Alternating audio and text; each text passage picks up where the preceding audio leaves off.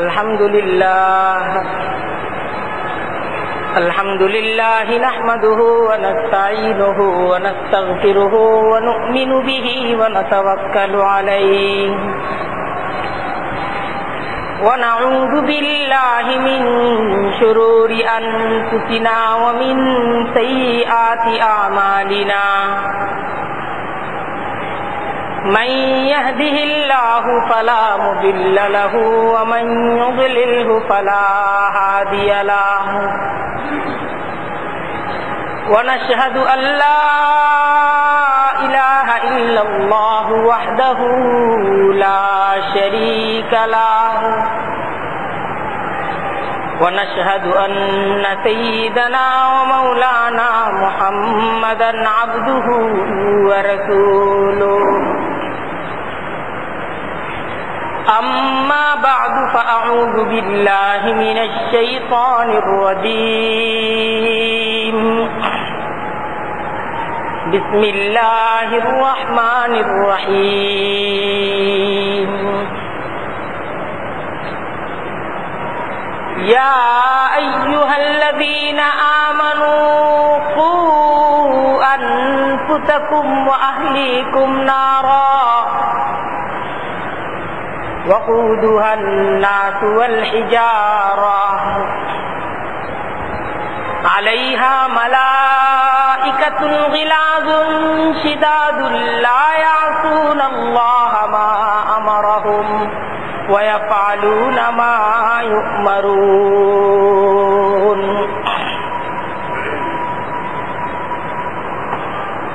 सदक़ल्लाहुल अज़ीम व सदक़ रसूलुहुन नबियुल करीम व नहनु अला ज़ालिका मिनश शाहिदीन वश्शाकिरीन वल्हम्दुलिल्लाहि रब्बिल आलमीन सुब्हानक ला इल्म लना इल्ला मा अल्लमतना इन्नका अंतल अलीमुल हकीम। আল্লাহ তাআলার দরবারে অনেক অনেক শুকরিয়া যে আমাদের উপর আল্লাহ তাআলার এটা অনেক বড় ইহসান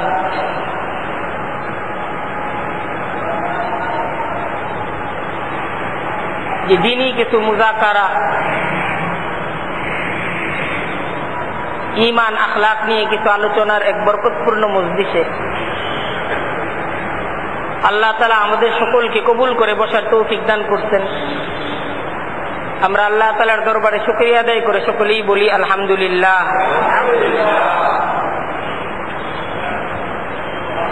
আজকে আমাদের আলোচনার বিষয়বস্তু হলো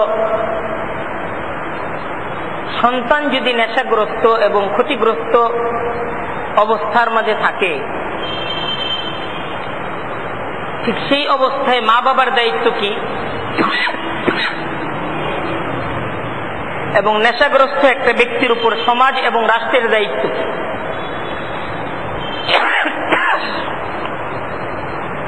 কুরআনে কারীমের সূরাতুত তাহরীমের একটি আয়াত আমি তেলাওয়াত করেছি।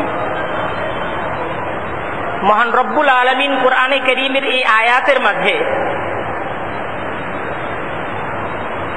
বাবা এবং পারিবারিক মুরব্বীদের দায়িত্বের আলোচনা করতেছেন, কর্তব্যের আলোচনা করতেছেন। যে একজন ঈমানদার বাবার তার সন্তানের উপর দায়িত্ব এবং কর্তব্য কি আল্লাহ তাআলা খুব পরিষ্কার ভাবে বর্ণনা করতেছেন।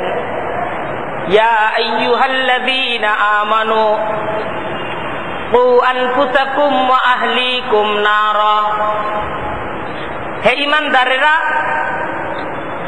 কু আনফুসাকুম ওয়া আহলিকুম নারা, তুমি তোমার নিজেকে এবং তোমার পরিবার তোমার সন্তানাদিদেরকে জাহান্নামের আগুন থেকে বাঁচাও।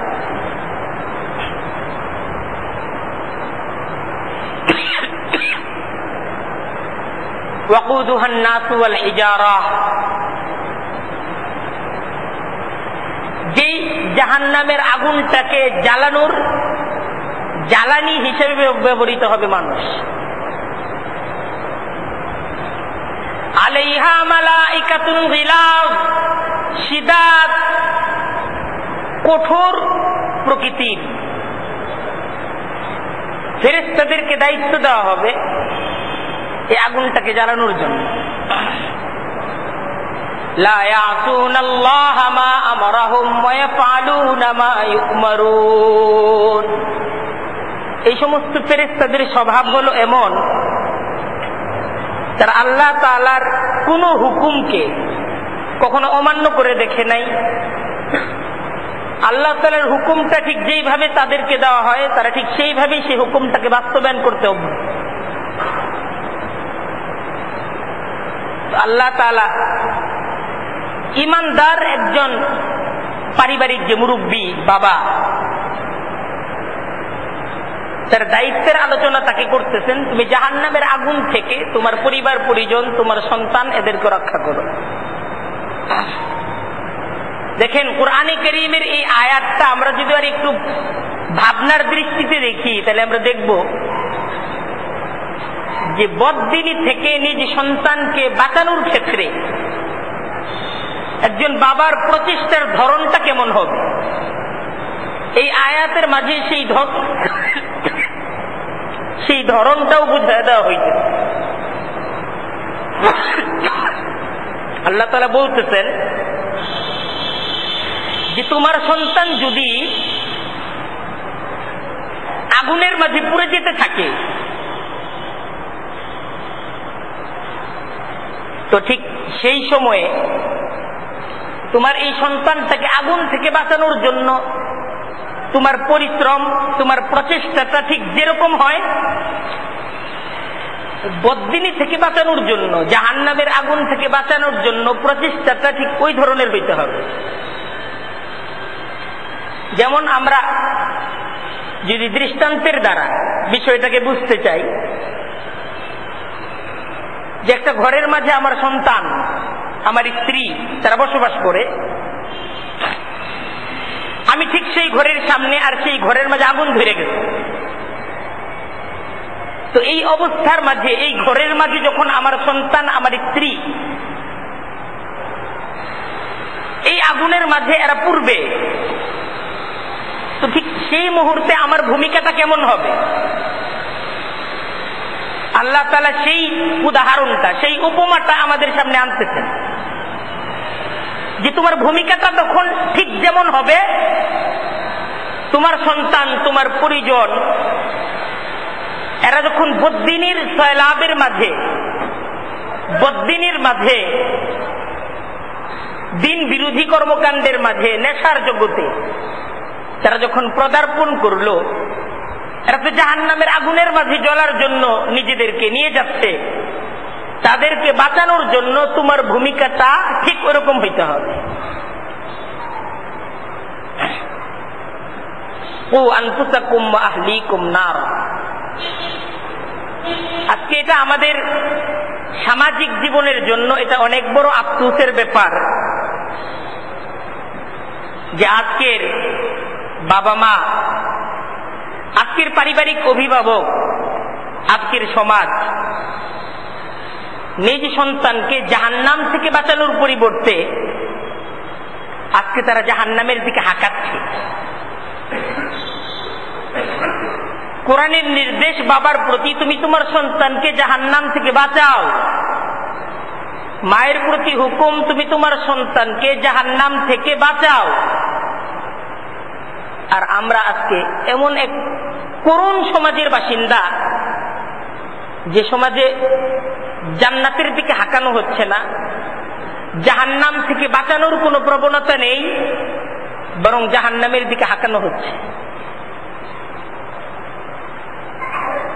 মুসলমান বাবা মায়ের সন্তান তার বাবা মার কাছ থেকে ইসলাম শিখেনি, ঈমান শিখেনি, সে জানে না ঈমান কি, সে জানে না ইসলাম কি।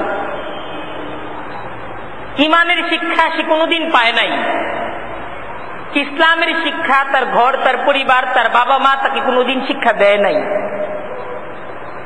তাই আজকে মুসলমানের সন্তানের কণ্ঠ থেকে আজকে ইসলাম বিরোধী কোরআন পাল্টিয়ে ফেলার প্রতিধ্বনি বের হচ্ছে। বুখারী শরীফের হাদিস, নবী করিম সাল্লাল্লাহু আলাইহি ওয়াসাল্লামের বর্ণনা, ইমাম বুখারী রহমতুল্লাহি আলাইহি উনার কিতাবের মাঝে এই হাদিসটা আনছেন। নবী করিম সাল্লাল্লাহু আলাইহি ওয়াসাল্লাম হাদিসের মাঝে ইরশাদ করেন, মা মিন মাউলুদিন ইউলাদু আলাল ফিতরাতি। এটা আল্লাহ তাআলার অনেক বড় ইহসান, আল্লাহর অনেক বড় দয়া, যে যত সন্তান, যত শিশু এই পৃথিবীর মাঝে ভূমিষ্ঠ হয়, আল্লাহ তাআলা এদেরকে যে জন্ম দেন, তাদের জন্মটা একটা নৈতিক স্বভাবের উপর, একটা চমৎকার স্বভাবের উপর তাদের জন্ম হয়।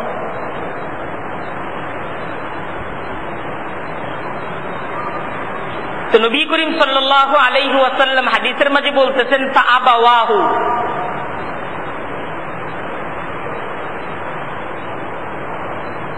ইউহাব্বিদানিহি আও ইউনাসসিরানিহি আও ইউমাজ্জিসানিহি।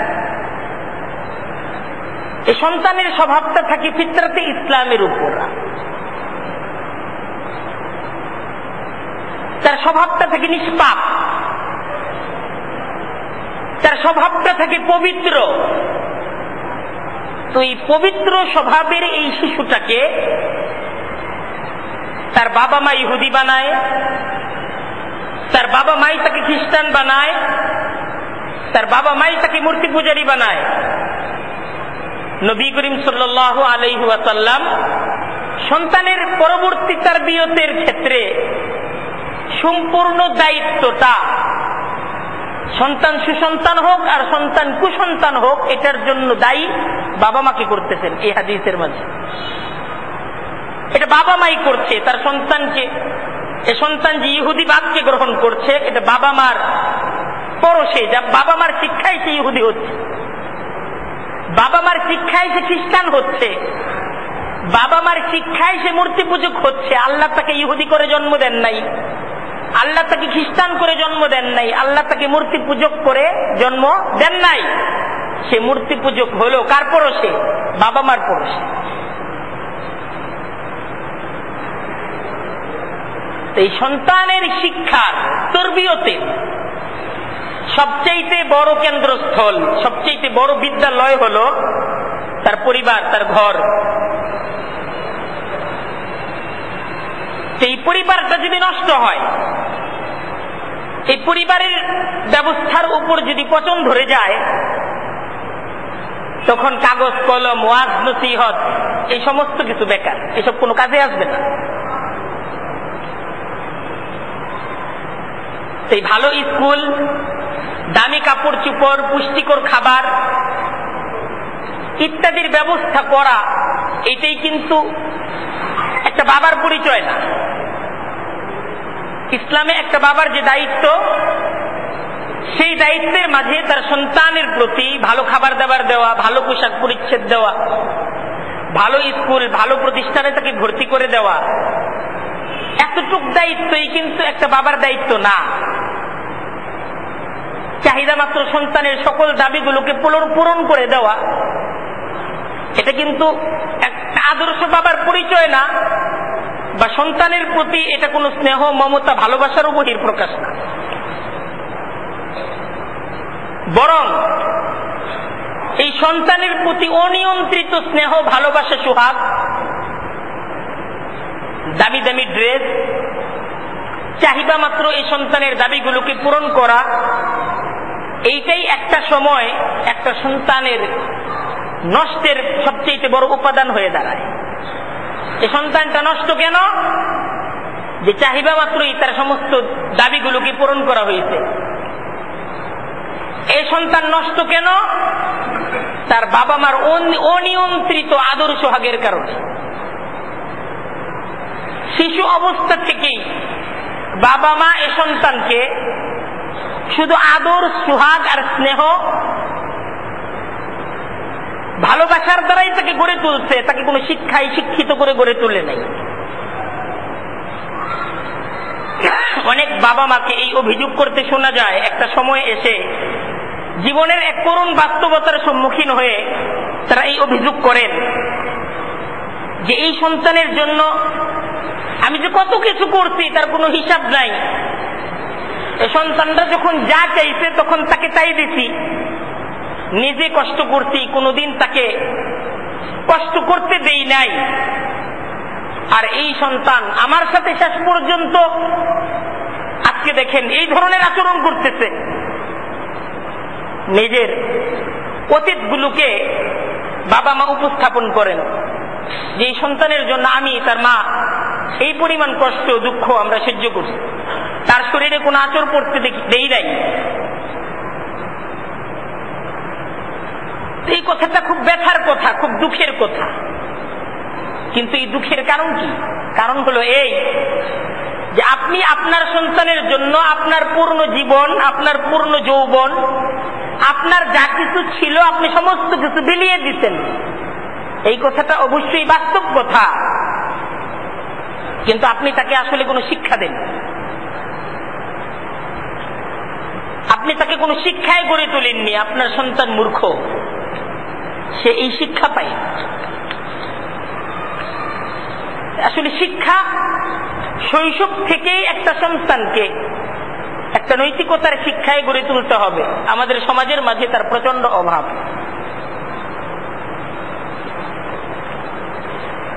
তো এই যে শিক্ষা, আজকে যে শিক্ষা আমাদের সন্তানরা পাচ্ছে না, এই শিক্ষাটা কি? এই বুঝতারও অনেক অভাব আমাদের সমাজের মাঝে। যে শিক্ষা এবং এই শিক্ষাটা কোথায় পাওয়া যাবে, এই শিক্ষাটা কোথা থেকে দিতে হবে, এটা একটা প্রশ্ন, অনেক বড় প্রশ্ন। দেখেন, শিশুর সবচেয়ে বড় শিক্ষা হলো তার পরিবারের সদস্যদের নীতি নৈতিকতার শিক্ষা। এটাই সবচেয়ে বড় শিক্ষা। সন্তানের সামনে তার বাবা, চাচা, দাদা, তার মামা, এদের নৈতিক অবস্থানের গুরুত্বটা অত্যাধিক। সন্তান দেখে তার বাবা কেমন। একটা সন্তান যখন শিশু অবস্থা থেকে বেড়ে উঠতে শিখে, ধীরে ধীরে বড় হয়, কথা শিখে, তার বাবা কিভাবে কথা বলে এটাই সে দেখে। তার চাচার চলনটাকে সে লক্ষ্য করে। তার পারিবারিক মুরব্বী, তার মা, তার দাদু, তার চাচি, তার ফুফু, যাদের আদর, যাদের সোহাগে সে বড় হয়ে উঠে, এদের যে স্বভাব, এদের যে ল্যাঙ্গুয়েজ, এদের যে কথাবার্তা, এদের যে আচার আচরণ, এদের জীবনটা ঠিক যেরকম, ঠিক ওই ধরনের একটা জীবনের উপর একটা সন্তান সে ধীরে ধীরে হাঁটি হাঁটি পা পা করে বেড়ে ওঠে। তাই একটা শিশুকে যদি একটা আদর্শিক ভিত্তির উপর আমরা গড়ে তুলতে চাই, সেই আদর্শের ভিত্তি অবশ্যই পরিবার, অবশ্যই ঘর, তার মা, তার বাবা, তার ভাই, তার বোন, এদের চরিত্র, এদের আদর্শের উপর ভিত্তি করেই তার জীবনের ফাউন্ডেশনটা গড়ে ওঠে। তাই এদের নীতি নৈতিকতা এটা অত্যন্ত জরুরি। বাবা যদি নীতিবান হয়, সন্তান সেই নীতির উপর গড়ে উঠবে। মা যদি নীতিবান হয়, সন্তান মায়ের নীতির উপর গড়ে উঠবে।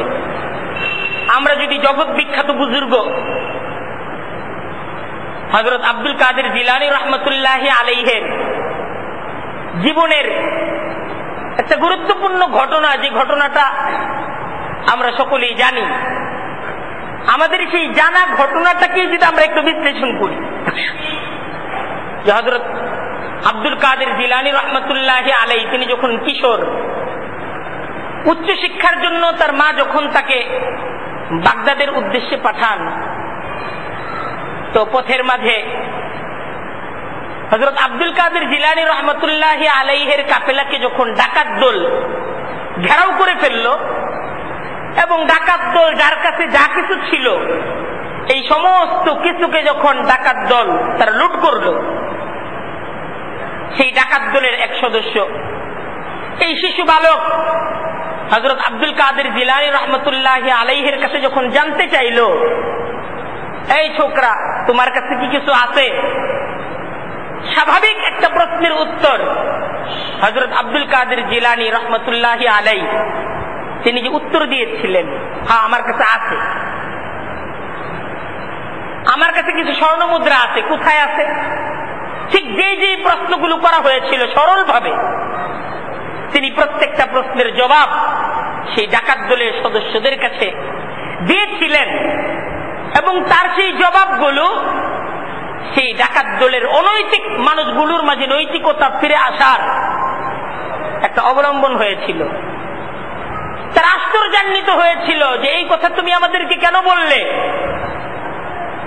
তিনি জবাব দিয়েছিলেন, এই শিক্ষা তো আমার মায়ের শিক্ষা। এই পূর্ণ একটা ডাকাত দলের কাফেলার হেদায়েতের জন্য, তাদের ঈমান গ্রহণের জন্য, তাদের পাপ বর্জনের জন্য যে শিশু বালক হযরত আব্দুল কাদের জিলানী রহমতুল্লাহি আলাইহি তিনি মাধ্যম হলেন, এই শিশু বালকের শিক্ষার বিদ্যালয় কোথায়? তার মায়ের শিক্ষা। এই আব্দুল কাদের জিলানী রহমতুল্লাহি আলাইহির পরবর্তী ইতিহাস, সেই ইতিহাসটা হলো এমন এক ইতিহাস যে তার এমন কোন মজলিস, এমন কোন দরবার, এমন কোন ওয়াজের ময়দান হতো না হাজার হাজার পাপী যে জায়গায় তওবা করে পাপ থেকে নিজেদেরকে মুক্ত না করে। এই শিক্ষা, এই যে এই শিক্ষা গুরু, তিনি তার এই শিক্ষার কেন্দ্রস্থল হলো তার পরিবার, তার ঘর, তার মা। এটাই আমাদেরকে বুঝতে হবে। শিক্ষার জন্য ঘর সবচেয়ে প্রয়োজনীয়। ঘর তৈরি করতে হবে, এক একটা ঘর এক একটা দুর্গ হয়ে যেতে হবে শিক্ষার। আমরা যদি ঘরগুলোকে বিদ্যালয় হিসেবে, শিক্ষা ক্ষেত্র হিসেবে তৈরি করতে না পারি, বিদ্যালয়গুলোর দ্বারা আমাদের সন্তানরা শিক্ষা পাবে না, সম্ভব না। বিদ্যালয়গুলো নষ্ট হবে।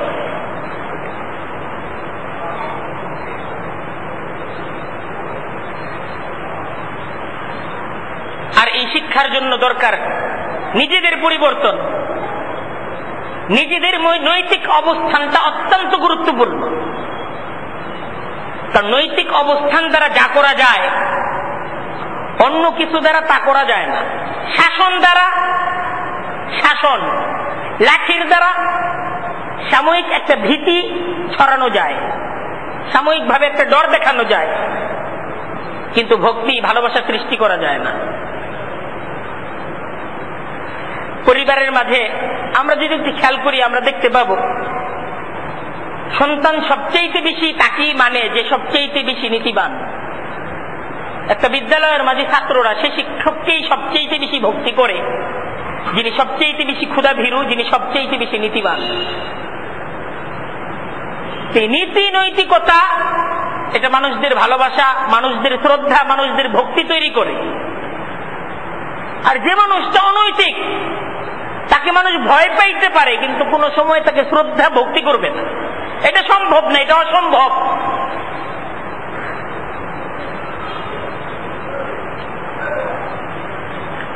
আমাদের সমাজের আরেকটা অনেক বড় সমস্যা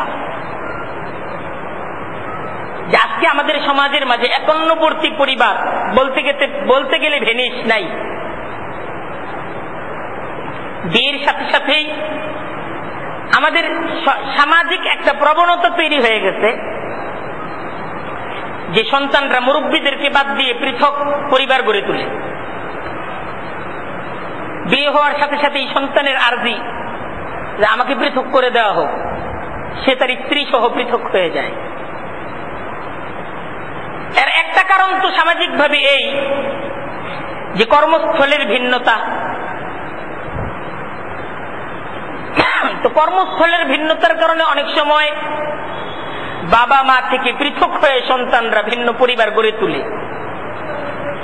আমি সেই আলোচনায় যাচ্ছি না, ওইটা একটা সাময়িক সংকট। কিন্তু তার চেয়ে একটা ভয়াবহ ব্যাপার হলো এই, অনেক ক্ষেত্রে এই বাবা মা থেকে বিচ্ছিন্নতার কারণ হয় বাবা মার নৈতিক অবস্থানের দুর্বলতা। এবং এজন্যই অধিকাংশ পরিবারের মাঝে বিয়ের পর সন্তান এবং পিতামাতার মাঝে পৃথকতা তৈরি হয়, সংসারটা ভেঙে যায়। সন্তানের দৃষ্টিতে তার মা নীতিহীন, সন্তানের দৃষ্টিতেই তার বাবা নীতিহীন। এজন্য সন্তান তার বাবা মা থেকে পৃথকভাবে ভিন্ন সংসার করতে চায়।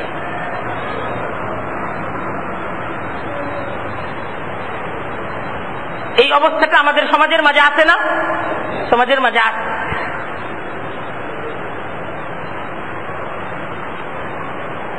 যে এই সন্তানের কাছে বাবা মা যে এই সন্তানকে বড় করলো,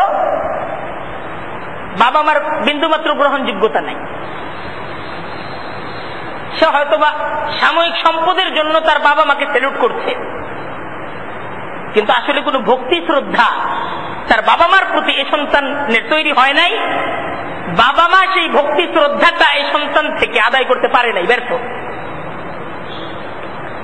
এক্ষেত্রে সন্তানের কুশিক্ষা ঠিক যেরকম দায়ী, যে সুশিক্ষায় সে গড়ে ওঠেনি, তেমনি এ সন্তানকে সুশিক্ষা না দেওয়ার জন্য বাবা মাও কিন্তু সমানভাবে দায়ী। কারণ বাবা মায়ের মর্যাদা এ সন্তান বুঝে নাই, এর জন্য দায়ী কে? বাবা মা এমন কোন শিক্ষায় তাকে গড়ে তোলে নাই যে শিক্ষায় বাবা মার মর্যাদার কথা বলা। এক। দ্বিতীয়, সন্তানের সামনে বাবা মা ঠিক ওই ধরনের নৈতিক অবস্থানকে তৈরি করে নাই যে সন্তান তার এই বুঝের বয়সে এসে সে ভাববে আমার বাবা মা অনেক কষ্ট করে আমাকে তিলে তিলে বড় করতে, আমি আমার বাকি জীবন আমার এই বৃদ্ধ বাবা মার সেবা করে কাটাবো। এই চেতনাটাই বাবা মা সন্তানের মাঝে তৈরি করতে পারেনি। এই যে এই সন্তানের কুশিক্ষা আর বাবা মার সন্তানকে সুশিক্ষায় গড়ে তোলার গড়ে না তোলার কারণে এই যে সামাজিক একটা অবক্ষয়, সামাজিক একটা বিশৃঙ্খলা, সামাজিক একটা সংকট, এই সংকটের জন্য যেই দায়ী হোক, সন্তান দায়ী হোক আর বাবা মা দায়ী হোক আর সামাজিক পরিবেশ দায়ী হোক, এই সংকটগুলোর খেসারত দিতে হয় শিশু সন্তানগুলোকে। কারণ শিশু সন্তান একটা নিষ্পাপ শিশু, সে যখন ধীরে ধীরে তিলে তিলে বড় হতে শিখে, কথা বলতে শিখে, হাঁটতে শিখে, ঠিক সেই সময়ে সে তার দাদা দাদুর ভালোবাসা চায়, দাদার কাছে থাকতে চায়, দাদুর কাছে থাকতে চায়, নানা নানু এদেরকে ডেকে সে একটা তৃপ্তি, একটা অন্যরকম অনুভূতি তার মনের মাঝে জাগ্রত হয়। সে তার চাচার সাথে একটা ভালোবাসা রাখে, তার মামা, তার ফুফু, তার খালা, এদের সকলের ভালোবাসার দ্বারা একটা শিশু সন্তান যে একটা সুন্দর পরিবেশে গড়ে উঠতে চায়, এটা তার একটা প্রবণতা। একটা শিশুর এটা একটা প্রবণতা। দাদার কাছে সে থাকতে চায়, দাদা তার অনেক আপন, সে চাচার কাছে যায়, মামার কাছে যায়, এক এক সময় এক একজনের আদর নিয়ে, যে কোনো ভাবে হোক সে তাদের আদরটাকে নেওয়ার জন্য তার সমস্ত মন প্রাণকে উজাড় করে দেয়। তবুও সে চায় চাচার কাছ থেকে একটু ভালোবাসা, দাদার কাছ থেকে একটু ভালোবাসা। তো এই শিশু এই ভালোবাসাগুলো থেকে বঞ্চিত থাকে। আপনারা একটা শিশুর দৃষ্টান্ত যদি দেখেন, আপনার নিজ সন্তান, নিজ নাতির অবস্থাটা যদি দেখেন, আপনারা যে অপরিচিত কার কাছে সে যায় না। অপরিচিত একটা মানুষ যদি তাকে ধরে চিৎকার দিয়ে ওঠে, চিল্লায় ওঠে, যে শিশুটা এখনো কথা বলতে শিখে নাই, সেও তার বাবা মা ব্যতীত অপরিচিত কোনো মানুষ দেখলে তার কুলে যদি তাকে তুলে দেওয়া হয়, সাথে সাথেই প্রচন্ড চিৎকার। আবার যতক্ষণ পর্যন্ত সে তার মা অথবা বাবার কোলে ফিরে না আসবে, তার চিৎকারকে থামানো যায় না। সে আপন মানুষদের কাছে থাকা এই অনুভূতিটা তার মাঝে প্রবল। সে আপন চিনে, আপন মানুষগুলোকে সে প্রবল ভাবে চিনে। সে চিনে আমার দাদাকে, আমার দাদুকে, আমার নানাকে, আমার নানুকে। সে তার চাচার কোলে যায়, মামার কোলে যায়, কিন্তু বাড়িতে যদি অপরিচিত একটা মানুষ আসে, যত সুন্দর সাজেই সে অপরিচিত মানুষটা সজ্জিত থাকুক না কেন, ছোট শিশুকে কোনো কিছুর দ্বারাই সে কিন্তু আকর্ষিত করতে পারে না।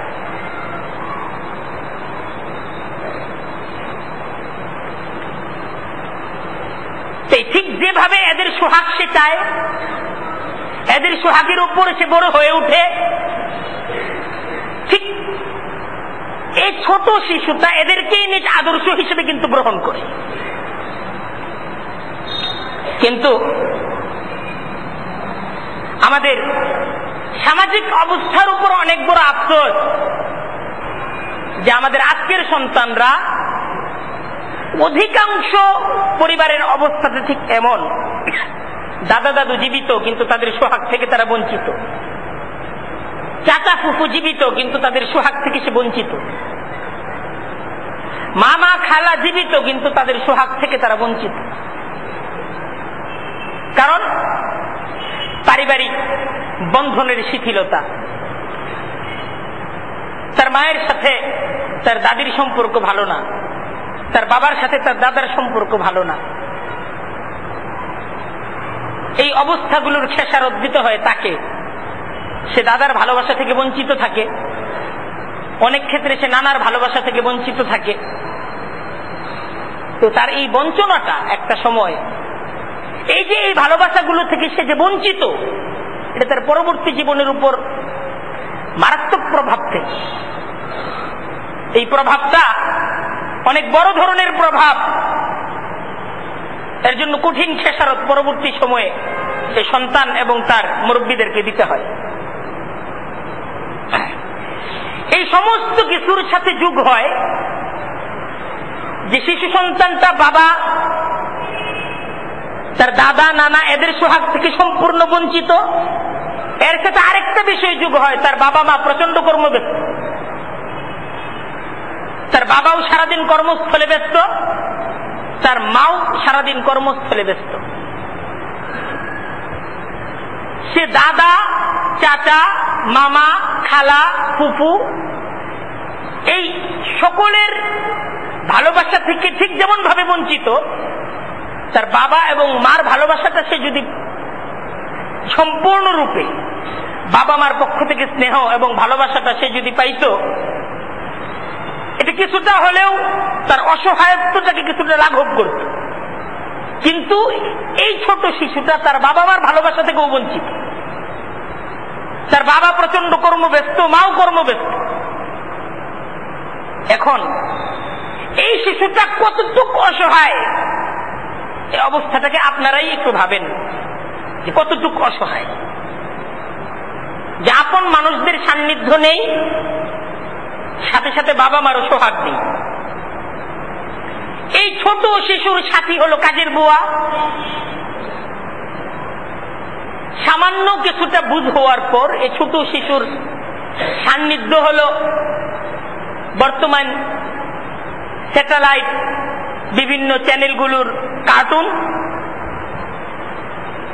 আরেকটু বুঝমান হলে বিভিন্ন গান বাজনা, আরেকটু বুঝমান হওয়ার পর কম্পিউটার, ফেসবুক, বিভিন্ন অশ্লীল দৃশ্য, নৃত্য, এই সমস্ত কিছু হলো তার সঙ্গী, কারণ তার আর কোনো সঙ্গী নেই।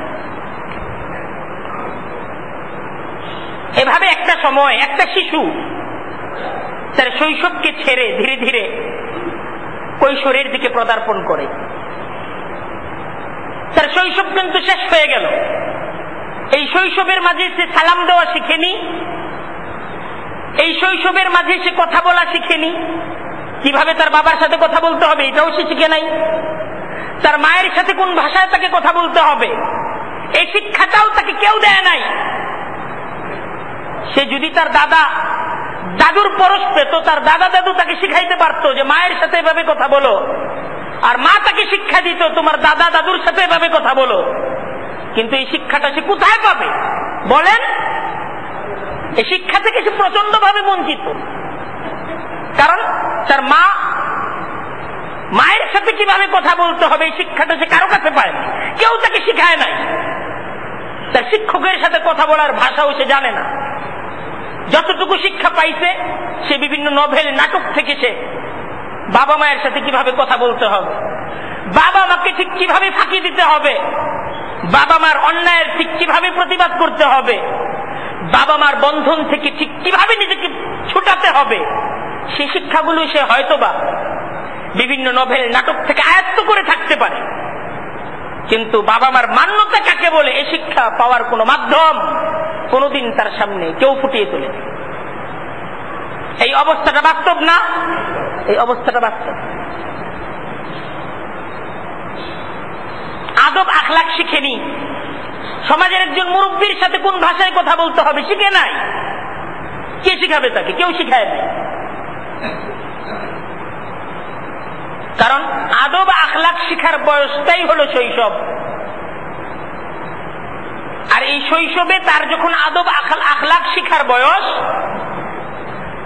তখন তার বাবা মার দৃষ্টিভঙ্গি ছিল এখন ছোট, বড় হোক, এখন কিছু বলা যাবে না, কাঁদবে। নিজেরা বলেনি, অন্যদেরকেও বলতে দেয়নি। বরং এই প্রবণতাটা আমাদের সমাজের মাঝে বর্তমানে অনেক বেশি, যে এই সময়ে বাবা মা তার সন্তানের ত্রুটিগুলোকে এটাকে কোনোভাবেই বাবা মা ত্রুটি হিসেবে দেখতে চায় না। অন্য কেউ যদি তার সন্তানকে শাসন করতে চায়, বাবা মা সেই লোকের সাথে যুদ্ধ ঘোষণা করে প্রয়োজন, যে কোনো অবস্থাতেই তার সন্তানকে কেউ কিছু বলতে পারবে না, কারণ সন্তান তো এটা আমার সন্তান। আর এভাবেই একটা সন্তানের জীবনে চরম সর্বনাশ ডেকে আনার পিছনে আজকে প্রধান দায়িত্ব পালন করতেছে তার বাবা মা।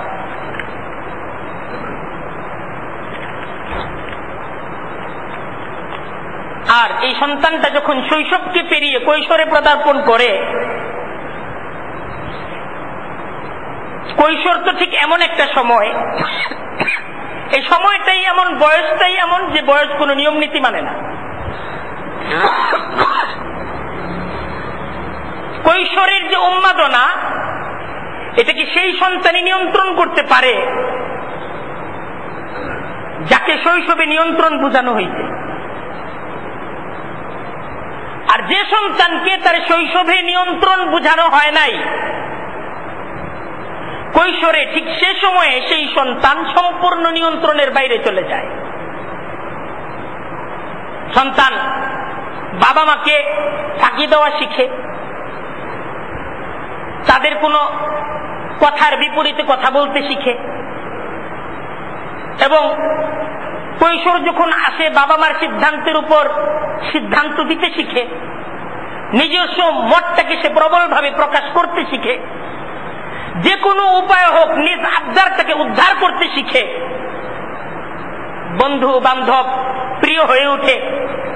এবং এভাবে একটা সময়ে সে তার বন্ধু বান্ধব বন্ধুত্বের আড়ালে বিভিন্ন অনৈতিক কর্মকাণ্ডের মাঝে জড়িয়ে পড়ে, এবং এভাবেই একটা সময় একটা সুন্দর একটা নিষ্পাপ সন্তান, যাকে নিয়ে একটা উজ্জ্বল ভবিষ্যৎ ছিল, সে সন্তানটা মাদকাসক্ত হয়ে পড়ে।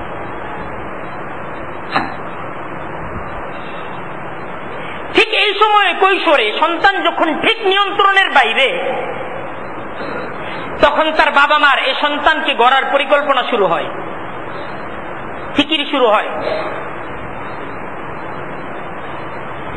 এ সন্তানের বিভিন্ন ধরনের প্রতিবাদ, বিভিন্ন অনৈতিক কর্মকাণ্ড, বাবা মার সিদ্ধান্তের উপর কথা বলা, বাবা মাকে অমান্য করা, এই সমস্ত বিষয়গুলো যখন বাবা মার সামনে পরিষ্কার হতে থাকে,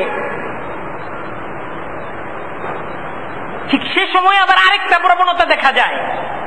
আমরা যারা ঠিক সেই সময়ে সন্তানকে মানুষ হিসেবে গড়ে তোলার পরিকল্পনা করি, তখন এ সন্তানের সাথে আমরা অনেকটা পুলিশি ভূমিকায় অবতীর্ণ হয়ে যাই।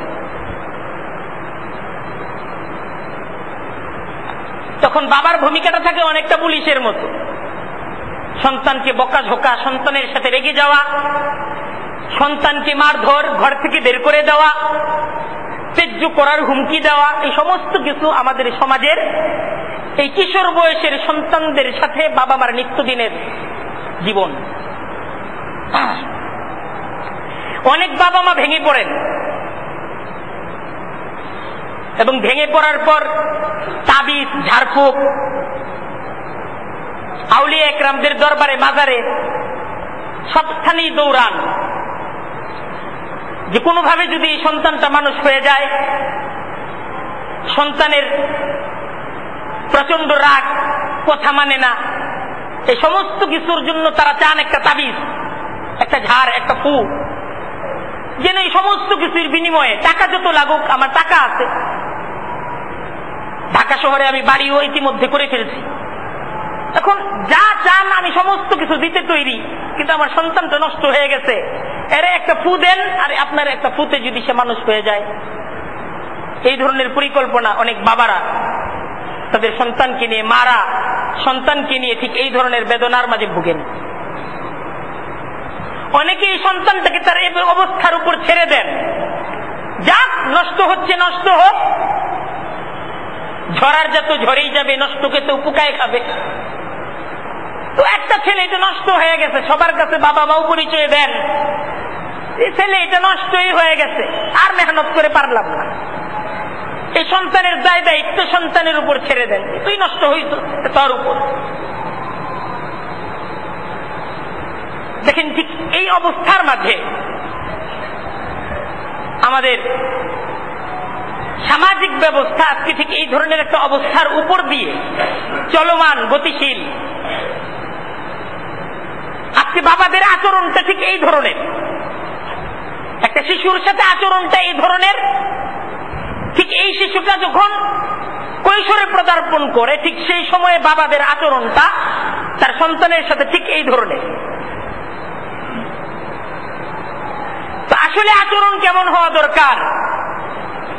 ঠিক এই সময়ে এই সন্তানটা যখন নিয়ন্ত্রণের বাইরে, সন্তানটা যখন আমার হাতছাড়া হয়ে যাচ্ছে, সন্তানটা যখন শুধু আমাকে অমান্য করছে না,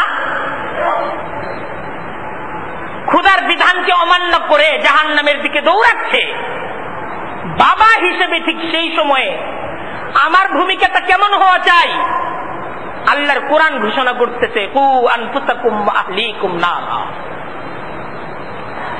ইয়া আইয়ুহাল্লাযীনা আমানু, হে ঈমানদারেরা, কু আনফুসাকুম ওয়া আহলিকুম নারা ওয়াকুদুহান নাসু ওয়াল হিজারাতু আলাইহা মালাইকাতুন গিলাজ শিদাদুল লা ইয়াসুনাল্লাহা মা আমারাহুম ওয়া ইয়াফআলুনা মা ইউমারুন।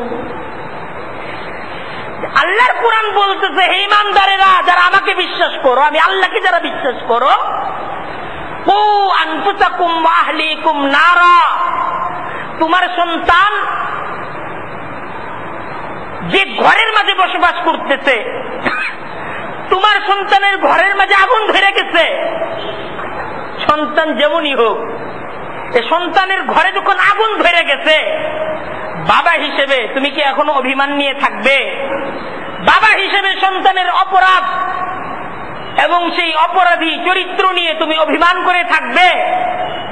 না, এই সন্তানটা তার ঘরে আগুন ধরে গেছে, বাবা হিসেবে তুমি তোমার সর্বস্ব উজাড় করে তোমার সন্তানটাকে রক্ষার জন্য তুমি তোমার শেষ চেষ্টাটুকু করবে। আল্লাহর কোরআন বলতেছে, ঠিক সেই শেষ চেষ্টাটা বাবা তুমি করো তোমার সন্তানের দিকে।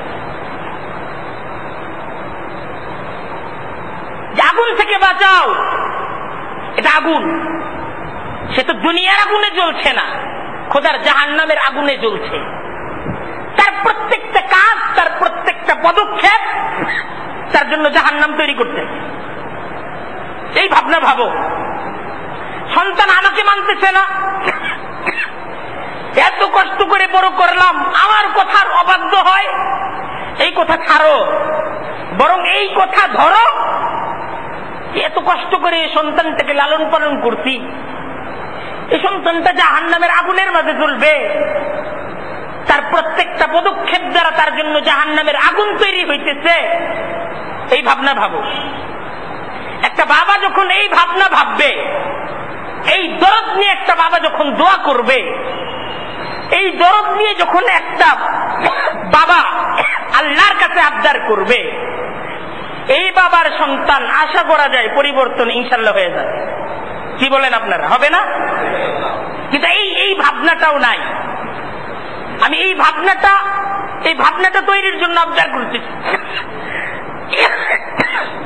আজকে সন্তান যখন কুপথে চলে যায়, বাবা মা নিজের কথা ভাবেন, আমার সাথে অবাধ্যতা, আমার কথার অমান্যতা, বাবা মার আন্তরিকতাগুলো, দীর্ঘদিনের ভালোবাসাগুলো ঘৃণা, অভিমান এবং অভিযোগে রূপান্তরিত হয়ে যায়। তো এই অবস্থায় এই ভাবনাটা ঠিক না, কারণ সন্তান এমনিই তো জাহান্নামের দিকে যাচ্ছে, আর বাবা মার হৃদয় থেকে যখন বদদুয়া আসে, সেই বদদুয়াটা আল্লাহ তাআলার আরশ পর্যন্ত এইভাবে পৌঁছে যায়, মাঝখানে কোনো পর্দা পর্যন্ত থাকে না।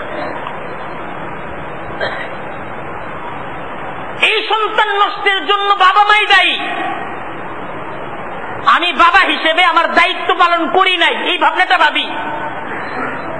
এই ভাবনা ভেবে তার প্রতি আন্তরিক হই যে আমার কারণে আজকে আমার সন্তান তার প্রত্যেকটা পদক্ষেপে সে এখন জাহান্নামের দিকে যাচ্ছে, এই ভাবনাটা ভাবার চেষ্টা করি। ঠিক যেভাবে এ সন্তান তার জীবন কি ফিরিয়ে আনা যাবে, ঠিক সেইভাবে চেষ্টা করি।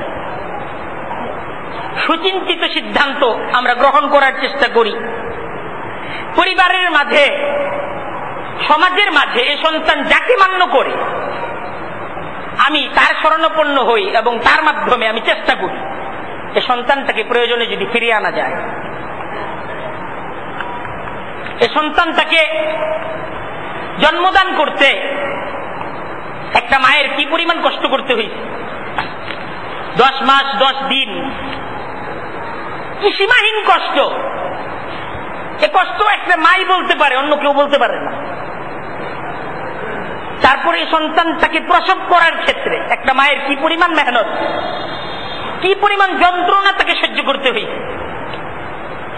তারপরে এই সন্তানটাকে তিলে তিলে গড়ে তুলতে তার বাবা মার কি পরিমাণ, তার বাবার কি পরিমাণ কষ্ট করতে হয়েছে। এই সমস্ত কষ্টগুলো এই সন্তানটাকে বড় করার জন্য আমরা করছি। তো এই সন্তানটাকে জাহান্নাম থেকে বাঁচানোর জন্য আরেকবার আমরা কষ্ট করতে পারবো না, বলেন? কিন্তু এই চেষ্টাটাই আমরা করি।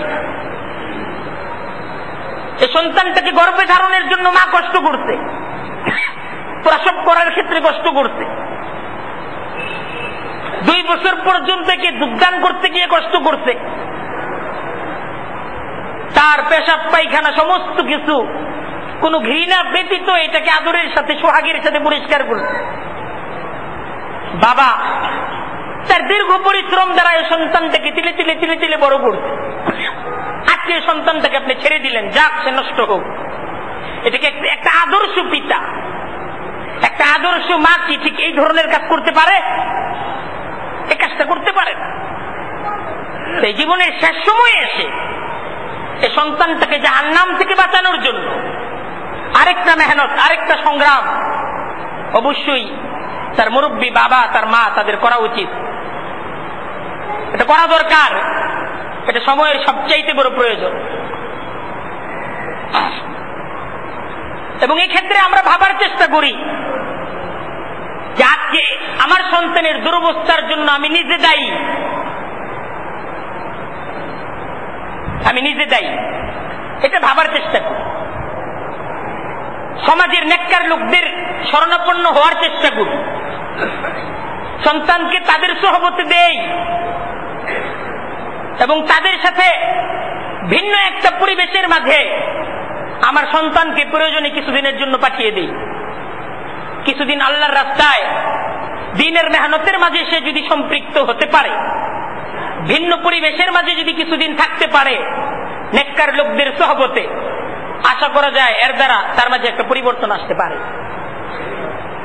আমরা এই ধরনের মেহনতগুলো আমাদের এই সমস্ত সন্তানগুলোকে নিয়ে এই ধরনের মেহনতগুলো আমরা করতে পারি। তো দেখেন, একটা বাবা, একটা মা, একটা পরিবার তার একটা সন্তানকে ধীরে ধীরে বড় করে তোলা, এটা অনেক সংগ্রাম, অনেক মেহনতের ব্যাপার। একটা সন্তানকে জন্ম দেওয়া ঠিক যতটা কঠিন, একটা সন্তানকে সুনাগরিক হিসেবে গড়ে তোলা, সুসন্তান হিসেবে গড়ে তোলা, তার চাইতে আরো অনেক বেশি কষ্টের কাজ, অনেক বেশি কষ্টের কাজ। কিন্তু আমরা এই কাজটা কষ্ট ছাড়াই চাই, এজন্যই আমরা আসলে সুসন্তান থেকে বঞ্চিত, সুনাগরিক থেকে বঞ্চিত। পূর্ণ সমাজের মাঝে চালান দিয়ে একটা আদর্শবান মানুষকে পাওয়া আজকে কঠিন হয়ে গেছে। এর কারণ হলো আজকে সন্তান জন্ম দেওয়ার পিছনে মেহনত আছে, কিন্তু সন্তানকে মানুষ হিসেবে গড়ে তোলার পিছনে মেহনত নেই। তো একটা বাবা যখন ব্যর্থ হন, একটা পরিবার যখন অক্লান্ত পরিশ্রম করেও ব্যর্থ হন, এটা একটা বাবার ব্যর্থতা, এটা একটা পরিবারের ব্যর্থতা। এবং আসলে একটা পরিবার অনেক মেহনতের পরও ব্যর্থ হতে পারে। আল্লাহ তাআলা কুরআনে কারীমের মাঝে এই ব্যর্থতার আলোচনা করতেন। আল্লাহ তাআলা কুরআনে কারীমের মাঝে আল্লাহর দুইজন নবীর আলোচনা করতেন, হযরত নূহ আলাইহিস সালাম, হযরত লূত আলাইহিস সালাম। ওনারা উভয়ই ছিলেন আল্লাহ তাআলার নবী। দীর্ঘ মেহনত নিজ সন্তান, নিজ স্ত্রীর প্রতি তারা করতেন। কিন্তু আল্লাহ তাআলা কুরআনে কারীমে আলোচনা করতেন যে হযরত লূত আলাইহিস সালামের সন্তান, হযরত নূহ আলাইহিস সালামের সন্তান বাবার দীর্ঘ প্রচেষ্টার পরও বাবা তাদের উপর সফল হতে পারেননি, ব্যর্থ। কারণ হেদায়েতের মালিক তো আল্লাহ। নবী করিম সাল্লাল্লাহু আলাইহি ওয়াসাল্লাম নিজ চাচার উপর কি পরিমাণ মেহনত করতেন, কিন্তু আল্লাহ তাআলা কুরআনে কারীমের মাঝে আয়াত নাযিল করতেন, ইন্নাকা লা তাহদি মান আহবাবতা ওয়ালাকিন্নাল্লাহা ইয়াহদি মান ইয়াশা। হেদায়েত তো আল্লাহর হাতে নবী, আমি যাকে চাবো আসলে সুসন্তান সেই হবে, সুনাগরিক সেই হবে। সেই বাবা মার আসলে এইটাও একটা কাজ, আল্লাহর কাছে খুব বেশি বেশি দোয়া করা।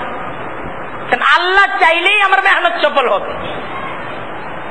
তাই আসলে সন্তান চাওয়ার ক্ষেত্রেও কিন্তু দোয়া, আমি যে সন্তান চাই দোয়া আছে। আল্লাহর নবী হযরত ইব্রাহিম আলাইহিস সালাম দোয়া করতেন, কি দোয়া করতেন? রব্বি হাবলি মিনাস সালিহিন, আল্লাহ আমাকে সৎকর্মশীল একটা সন্তান দেন। শুধু সন্তান চান নাই, এই সন্তান চাওয়ার ক্ষেত্রেও আমরা এই দোয়াগুলোকে সামনে রাখবো যে আমি সুসন্তান চাই। সেই ক্ষেত্রে আমরা যে দম্পতি সুসন্তান চাই, নিজেদেরও করণীয় অনেক কিছু আছে। আমি একটা সুসন্তান চাই, নিজেদের চলাফেরা, নিজেদের মাঝে মিলন, এটাও কিন্তু শরীয়ত সম্মত পদ্ধতিতে হইতে হবে। নিজেরা অশ্লীলতার মাঝে, বেহায়াপনার মাঝে নিজ চোখ নষ্ট করব, নিজ কান নষ্ট করব, নিজ চরিত্রকে নষ্ট করে বেড়াবো, আর চাইবো আমার সন্তান তো সুসন্তান হবে। কিভাবে হবে? মেশিন তো নষ্ট, নষ্ট মেশিন থেকে ভালো জিনিস কিভাবে বের হবে? তো এই হলো বাবা মার দায়িত্ব। তো বাবা মা যদি ব্যর্থ হয় একটা সন্তানকে গড়ে তুলতে, তো এটা একটা বাবার ব্যর্থতা। একটা বাবা ব্যর্থ হলে তো প্রথম তো একটা সন্তানের পিছনে বাবার দায়িত্ব, তার পরিবারের দায়িত্ব। কিন্তু বাবা, পরিবার এরা সব যখন ব্যর্থ, তখন কিন্তু দায়িত্বটা রাষ্ট্রের উপর এসে যায়। তখন দায়িত্বটা এসে যাবে রাষ্ট্রের উপর। সমাজ ব্যর্থ, বাবা ব্যর্থ, পরিবার ব্যর্থ, তখন দায়িত্ব রাষ্ট্রের একটা সমাজকে সুন্দর করার জন্য। সমাজের উপর কঠোরতা অবলম্বন এবং কঠোরভাবে একটা সমাজকে নিয়ন্ত্রণের জন্যই এই রাষ্ট্র ব্যবস্থা। একটা রাষ্ট্রের দায়িত্ব কি? একটা রাষ্ট্রের দায়িত্ব হলো সেই রাষ্ট্রের মানুষের জীবনের নিরাপত্তার ব্যবস্থা করা, তাদের ধর্মের নিরাপত্তার ব্যবস্থা করা, ধর্মকে যেন সুন্দরভাবে পালন করতে পারে। রাষ্ট্রের তৃতীয় দায়িত্ব রাষ্ট্রের নাগরিকের ইজ্জত আবরুর হেফাজত করা, নিরাপত্তার ব্যবস্থা করা। রাষ্ট্রের চতুর্থ দায়িত্ব যে রাষ্ট্রের নাগরিকদের সম্পদের নিরাপত্তার ব্যবস্থা করা। রাষ্ট্রের পঞ্চম দায়িত্ব মানুষদের বিবেক বুদ্ধির হেফাজতের নিরাপত্তার ব্যবস্থা করা, এমন সমস্ত কিছুকে নিষিদ্ধ করা যেটা বিবেক বুদ্ধিকে নষ্ট করে, যেটা সম্পদের উপর আঘাত করে, যেটা মানুষের ধর্মের উপর আঘাত করে, মানুষের ইজ্জত আবরুর উপর আঘাত করে, মানুষের জীবনের উপর আঘাত করে। এই সমস্ত কিছুকে নিয়ন্ত্রণ করার দায়িত্ব কার? রাষ্ট্রের। আর এই দায়িত্বগুলো পালন করার জন্যই রাষ্ট্রের মাঝে বিভিন্ন বাহিনী, পুলিশ বাহিনী হোক, র্যাব বাহিনী হোক, এই সমস্ত বাহিনীগুলো কিন্তু রাষ্ট্রের মানুষ নিজ সম্পদ দ্বারা এই বাহিনীগুলোকে লালন পালন করে। রাষ্ট্রের পুলিশ, রাষ্ট্রের র্যাব এবং রাষ্ট্রের আরো যত ধরনের বাহিনী, এই বাহিনীগুলোকে কিন্তু রাষ্ট্রের জনগণ নিজেদের সম্পদ দ্বারা রাষ্ট্রের জনগণ এদেরকে লালন পালন করে, নিজেরা ট্যাক্স দেয়। আর রাষ্ট্রের জনগণের সম্পদ দ্বারা রাষ্ট্র এই বাহিনীগুলোকে লালন পালন করে। উদ্দেশ্য কি? উদ্দেশ্য হলো এই যে এদের দায়িত্ব হলো মানুষের জীবনের নিরাপত্তার ব্যবস্থা করা, মানুষের সম্পদের নিরাপত্তার ব্যবস্থা করা, মানুষের ইজ্জত আবরুর নিরাপত্তার ব্যবস্থা করা, মানুষের সম্পদের নিরাপত্তার ব্যবস্থা করা। এই দায়িত্বগুলো পালন করে রাষ্ট্রের বিভিন্ন বাহিনীগুলো। তাই রাষ্ট্রকে অবশ্যই এই দায়িত্ব পালন করতে হবে যে জীবন বিধ্বংসী সব ধরনের তৎপরতা বন্ধে কঠোর পদক্ষেপ গ্রহণ, এটা রাষ্ট্রকে করতে হবে এবং রাষ্ট্রকে এই ক্ষেত্রে সফল হতেই হবে। রাষ্ট্র যদি মানুষের জীবনের নিরাপত্তা দিতে ব্যর্থ হয়, মানুষের সম্পদের নিরাপত্তা দিতে ব্যর্থ হয়, সমাজকে অশ্লীলতা বেহায়াপনা থেকে মুক্ত করতে ব্যর্থ হয়, তাহলে সেই রাষ্ট্র মানুষের উপর থাকার এবং মানুষের উপর সে রাষ্ট্রযন্ত্র মানুষের উপর নেতৃত্ব দেওয়ার ক্ষমতা রাখে না। এই প্রসঙ্গে শেখ সাদী রহমতুল্লাহ আলাইহি তার বুস্তা কিতাবের মাঝে খুব চমৎকার একটা ঘটনা, একটা উক্তির আলোচনা করতেন। সে উক্তিটা আমি আপনাদেরকে শোনাই। কথাটা শেখ সাদী, আমার নিজের কথা হলে এই কথাটা ছোট মুখে বলা ঠিক না, কিন্তু কথাটা যেহেতু অনেক বড় মানুষের কথা, শেখ সাদীর কথা, সেই কথাটা বর্ণনা করা এটা আমার কোনো অপরাধ না। এই কথার কারণে কেউ যদি অপরাধী হয়ে থাকেন তাহলে সেই অপরাধে কাঠগড়ায় কাউকে যদি দাঁড়াতে হয় তাহলে শেখ সাদী রহমতুল্লাহ আলাইকে দাঁড়াতে হবে। শেখ সাদী রহমতুল্লাহ আলাই একটা ঘটনা আলোচনা করছেন, তিনি আবার আরেকটা ঘটনা থেকে একটা ঘটনা আলোচনা করছেন। যে খুশি গুফতে বাজারে গানে আসির, যে খুশ গুফতে বাজারে গানে আসির, চুগুর দেশে গিরিফতান বেদুজ দাবাতির। শেখ সাদী বলতেছেন যে একটা রাষ্ট্রে একটা বণিক কাফেলা, একটা রাষ্ট্র, এই রাষ্ট্রের উপর দিয়ে তারা সফর করে যাচ্ছিল। তো পথের মাঝে চোরদের একটা দল, ডাকাতদের একটা দল এই কাফেলাকে চারদিক দিয়ে ঘেরাও করে ফেলল। তো এই কাফেলা যখন চারদিক থেকে চোর বেষ্টিত, ডাকাত বেষ্টিত, তখন এই কাফেলার লোকেরা কিছু কথা বলছিল। শেখ সাদী রহমতুল্লাহ আলাই তার বুস্তা কিতাবে সেই কথাগুলো ওনার কাছে ভালো লাগছে, সেই কথাগুলোর আলোচনা করছেন। শেখ সাদী বলতেছেন যে খুশি গুফতে বাজারে গানে আসির, কত চমৎকার কথা ছিল বন্দি বণিক দলের। এরা তো বন্দি, এদেরকে বন্দি করছে কারা বলেন তো? চোরেরা। চোররা কিছু ভালো মানুষদেরকে বন্দি করে রাখছে। আসলে উচিত হইল চুর চুরি করে দৌড়াবে, এটা হলো উচিত। চুর চুরি করতে, চুরি করে চুর দৌড়াবে ভালো মানুষের ভয়ে, এটা উচিত না। কিন্তু ঘটনা ঘটে গেছে উল্টা, ঘটনা উল্টা ঘটে গেছে। ভালো মানুষ বন্দি, আর বন্দি করতে কারেরা? চুরেরা। উচিত হইল চুরদেরকে সমাজের ভালো মানুষেরা বন্দি করবে, এটা উচিত না? আপনারা কি মনে করেন? আমার মনে হয় এটা উচিত, যে সমাজের যত চুর আছে, বাটপার আছে, ভালো মানুষেরা চুর এবং বাটপারদেরকে বন্দি করে রাখবে, আর চোর বাটপাররা দৌড়াবে ভালো মানুষের ভয়ে, কারণ আমি চুরি করছি, আমি ডাকাতি করছি।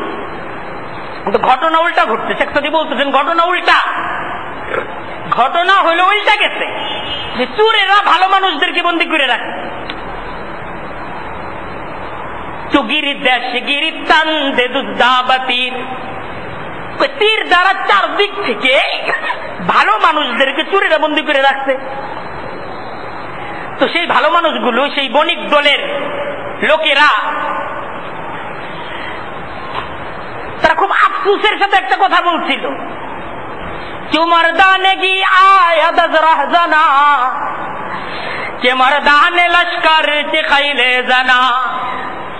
বাদশাকে লক্ষ্য করে সেই বণিক দলের কাফেলা বলছিল, क्यों मर्दाने की आयत रहजना, এই তুমি এই রাষ্ট্রযন্ত্রের অভিভাবক, আর তোমার রাষ্ট্রে চুরেদের ভয়ে ভালো মানুষ ডরায়, চোরেরা ভালো মানুষদের উপর প্রভাব সৃষ্টি করে, চোরদের রাজত্ব, ভালো মানুষ চোরদের ভয়ে ঘরের মাঝে বন্দী থাকে। কে মর্দানে লস্কর চাখাইলে জানা, তোমার দেশের পুলিশ বাহিনী, তোমার দেশের র্যাব বাহিনী, কেন এই সমস্ত পুলিশ আর র্যাব বাহিনী পালার চাইতে ঘরের মাঝে বউ পালা ভালো না? শেখ সাদী বলতে, ওই টাকা ট্যাক্স না দিয়ে সেই টাকার দ্বারা ঘরের মাঝে স্ত্রীকে অলংকার বানায় দেওয়ার মাঝে ফজিলত বেশি। শেখ সাদীর কথা। সমাজের মাঝে ভালো মানুষদের প্রভাব যেন প্রতিষ্ঠিত হয়, এই ব্যবস্থা করতে হবে রাষ্ট্রকে। রাষ্ট্র এই ব্যবস্থা করবে, চোরদেরকে বন্দী করবে, এটা রাষ্ট্রের দায়িত্ব। যেন সমাজের মানুষের সম্পদের নিরাপত্তার ব্যবস্থা হয়, মানুষের জীবনের নিরাপত্তার ব্যবস্থা হয়, এই কাজগুলো করতে হবে। এটা রাষ্ট্রকে করতে হবে। রাষ্ট্র এই কাজগুলো করবে বলেই জনগণ থেকে ট্যাক্স নেয়। এই পুলিশের দায়িত্ব জনগণের সম্পদের নিরাপত্তা দেওয়া, জনগণের জীবনের নিরাপত্তা দেওয়া। এটা হল, কারণ এদেরকে পালে কারা? জনগণ পালে। শেখ সাদী সেই বিষয়টা আনতেছেন, জনগণ এদেরকে পালে, এই জন্য এদেরকে লালন পালন করে যেন নিজেদের সমস্ত কিছুর নিরাপত্তা হয়। জনগণ এজন্য তো এদেরকে লালন পালন করে না, এরা রাষ্ট্রীয় যন্ত্রের কিছু মানুষদের প্রটোকল দিবে আর তাদের যাবতীয় প্রয়োজনগুলোকে পূরণ করবে, তাদের কাজগুলোকে সিদ্ধ করবে। এজন্য তো জনগণ পয়সা দিয়ে এদেরকে লালন পালন করে না। তাই অবশ্যই রাষ্ট্রকে এই দায়িত্বগুলো পালন করতে হবে। সমাজ বিধ্বংসী, রাষ্ট্র বিধ্বংসী, মানুষের জীবন বিধ্বংসী প্রত্যেকটা অপতৎপরতাকে রোধ করার দায়িত্ব হল রাষ্ট্রের। তাই মাদক যেন সহজলভ্য না হয়, আমাদের সন্তানটা যেন মাদকাগ্রস্ত না হয়, তরুণ প্রজন্ম যেন মাদকের ভয়াবহতা থেকে মুক্ত থাকে, এজন্য আইনগুলোকে কার্যকর করা,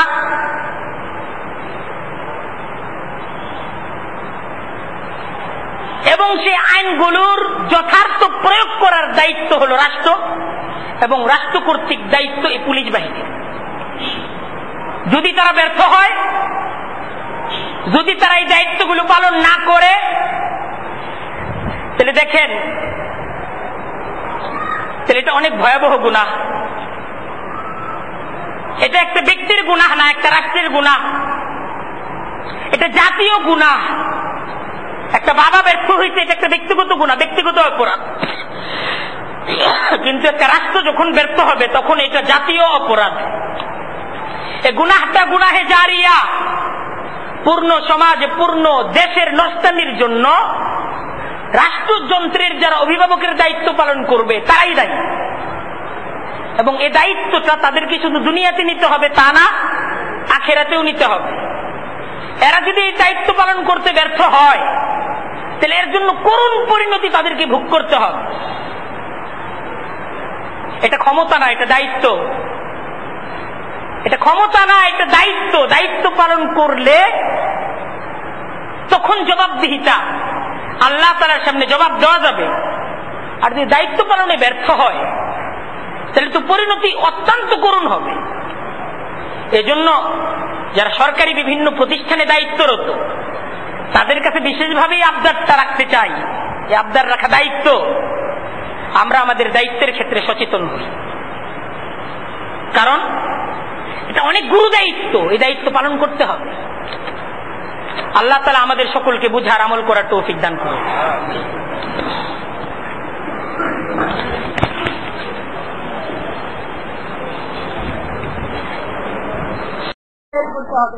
আর দ্বিতীয় মাসআলা